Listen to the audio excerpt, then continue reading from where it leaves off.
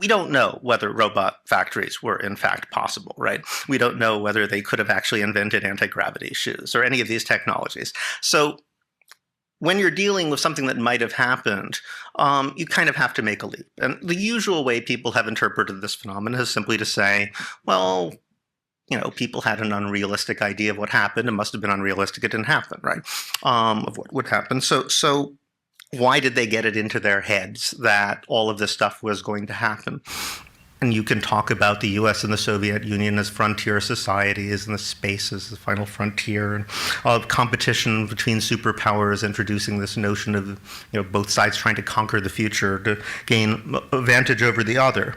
And sure, there's always myths at play, but that really doesn't say one thing or another about whether it was actually true, whether any of these technologies could have existed or not. So I'm going to take a leap and say, well, just as science fiction technologies in 1900 actually did materialize, at least some of those science fiction technologies that people were expecting in the 60s, 50s, and 60s actually could have materialized and for some reason didn't.